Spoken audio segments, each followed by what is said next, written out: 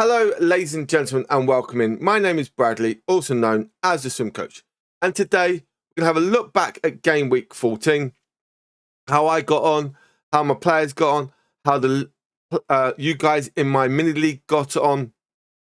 And we're going to have a look at the top players to bring in for Game 15 and some of the reasons why. And then planning for Game Week 15 as well. So for now, ladies and gentlemen, let's get into this video. And if you do like it, please hit that like button, hit that subscribe button. It'd be much appreciated.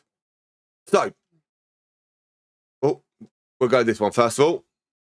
So, as you can see, I got 63 points. Ray got 6 points for us. The clean sheet and the minutes. So that is a very important one. Timbers just played 46 minutes and got subbed off. So he doesn't count as for a clean sheet, which is a bit of a shame. Gahey, well, minutes, assist, clean sheet, bonus, and defensive contribution. The only thing he missed on there was a goal. So he got over 14 beautiful points. Chelsea just the 1 point because he conceded 3 goals. So just the 1 point there. Ndai gave us 3 points with that clean sheet and the minutes. Bruno Fernandes was the minutes and the defensive contribution. Eze just played 29 minutes because he came off the bench, which I think may happen a few times now, especially with Odegaard being back. We'll see. Enzo just the minutes played. And then Thiago just giving us 30 minutes. He was also rested. Haaland, well, Haaland had a good one. So I think a lot of people are a bit annoyed from Haaland when they triple capped him in game week 13. He produced the goods, got the minutes, a goal, 2 assists, and bonus points as well. So very, very good for him. 14 points, plus being captain, gave us 28 points. And Mateta just gave us 2 points for the minutes. Now, for me, at the moment, Mateta is not doing the job. He's getting points here and there. And there's some fixtures coming up that could be a bit tricky for Palace. So may look at getting rid of, but we'll see. Now, here are all the results from game week 14. We had Bournemouth winning 1-0. Sorry, Bournemouth losing to Everton 1-0. Forest in a 9-goal thriller loss, 4-5 to Man City. Newcastle Spurs 2-0. Arsenal winning 2-0. We had another big goals game here. Brighton 3, Villa 4. Burnley losing 1-0 against Palace. Wolves also losing 1-0 to Forest. And the shock of the tie. We had Leeds beating Chelsea 3-1. Then we had Liverpool versus Sunderland, which was 1-1. And then to round it off, we had Manchester United 1, West Ham 1. So that is the end of game week 14. And let's have a look at the mini league, seeing how my league is getting on right now. We did drop 1 position, as you can see. It's still tight, but it's 19 points now, the gap. So please look carefully. Some people did have a bit of a shock. Okay. Well, a lot of them were 60 odd points, which is very good. A few 70 odds. Then we go down the list. We have a 37. We also have a 28. But I know this player forgotten by October.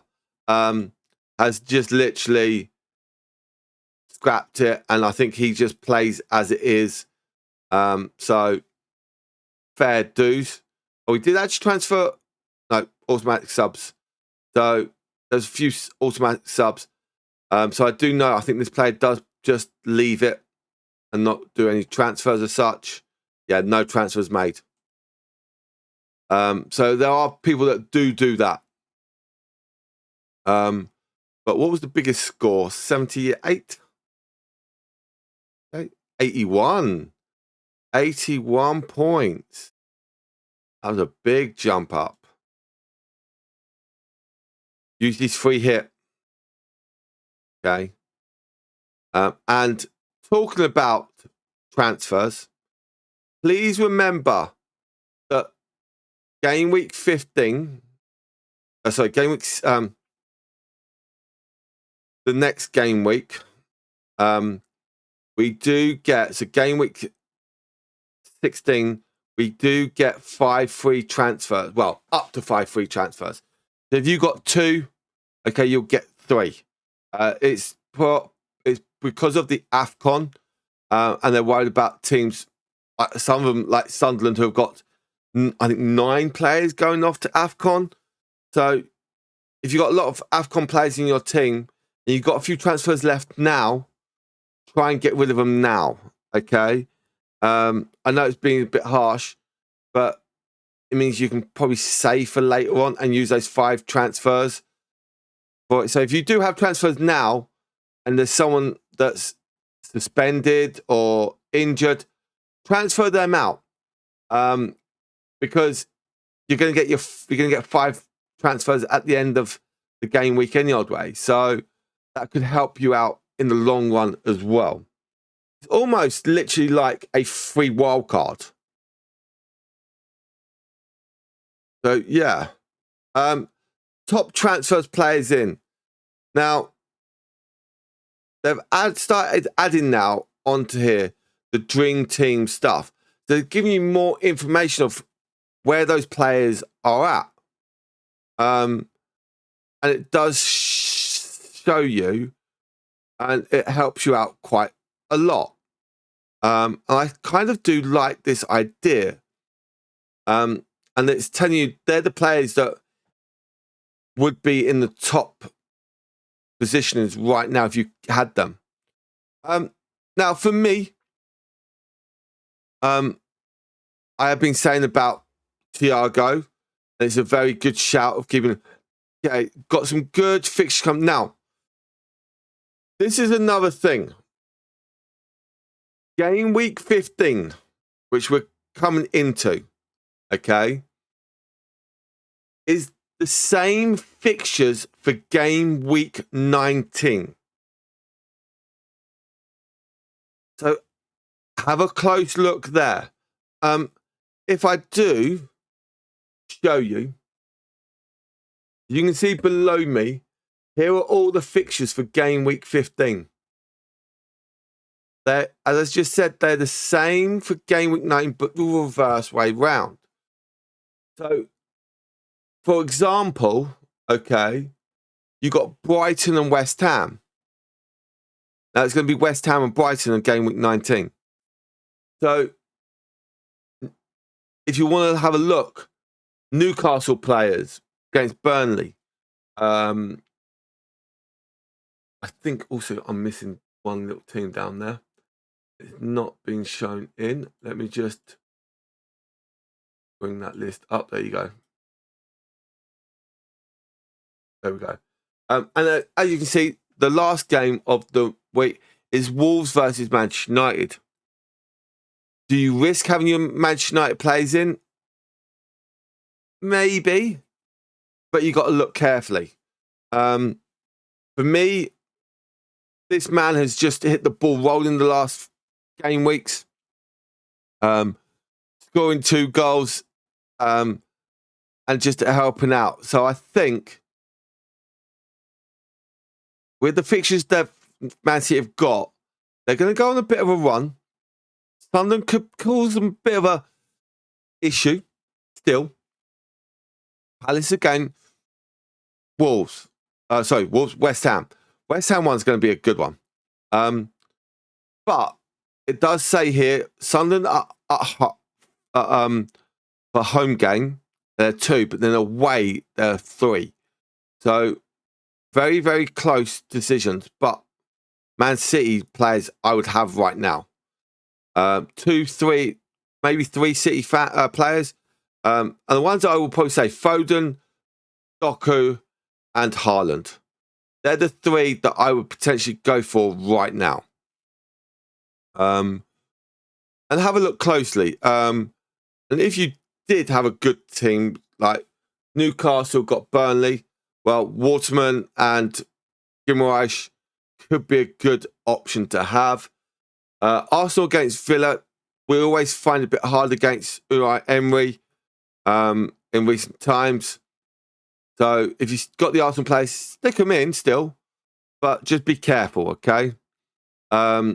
Gay's up there as well in the dream team. But his form's just dropping down a little bit at the moment. Is he worried about or thinking about the transfer window in January? Maybe. Is there been teams in contact with him? So that's what I would think about him for now. If you could switch to Monza, go ahead. Do it.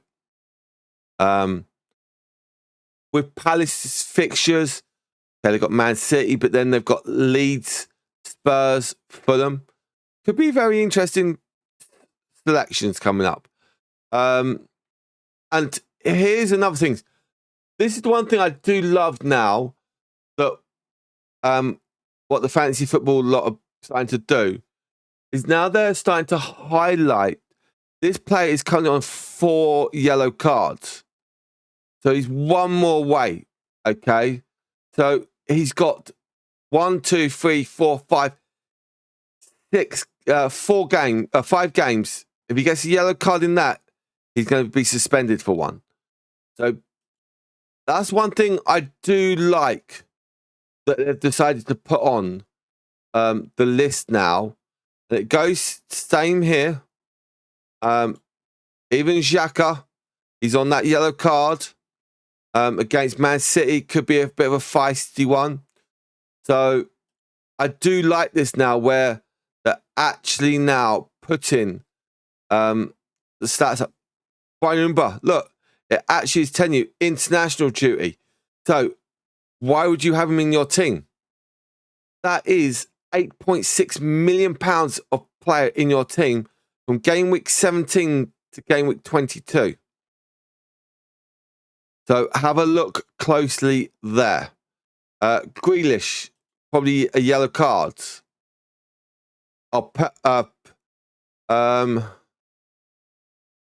This play will not be available game week 35. So it's actually telling you in advance that there's some conditions. And I do kind of like the idea of this being there. And it's going to help so many people, including me, on international duty. And Day, another person I've got to get rid of because he's going to be away. Okay, Spurs like on yellow cards. So with this, it's giving you some good helping now. And I kind of like the idea of them doing this. Like Nico Williams, 4 yellow cards. So you don't actually have to go back into their private stuff. It is literally telling you why. And I like this. And here you go. Already some people are already starting to move players around because of it. So what's Donnarumma? Is that yellow cards? There you go. Okay. So again, it is helping you out very closely. And as I said, it's a good little thing. And that's going to help you guys out there over the next few weeks. So please be careful. Look closely at your players. Okay. We'll go back here, actually. We'll go back to that stats for a second. So again, the dream teams, the players you could have had all the way through the start would have been really good to have. Mourinho, again, scoring in the last few goals, assists as well. And he's been used. But Gyökeres coming back to form may change, but as his form's hitting and he's scoring, he's getting the bonus points, and that's what I kind of like. Brighton players, again, when you're playing against West Ham, okay, you got Liverpool, Sunderland, Arsenal, West Ham. Brighton, no mugs, okay? Now, if we have a look at the league table, as you can see here, the fixtures, the positions, and who they've got next. It is quite nice. Even Sunderland, okay, against Man City. That's going to be a tricky one. Arsenal versus Villa, tricky, okay? So have a close look. Brighton, West Ham, look, okay? So have a look at those fixtures, have a look at the league table, look at the results, and go from there. Now, ladies and gentlemen, if you did like this video, please hit that like button, hit that subscribe button. It'd be much appreciated. And I'll catch you guys on the next one. Goodbye from now.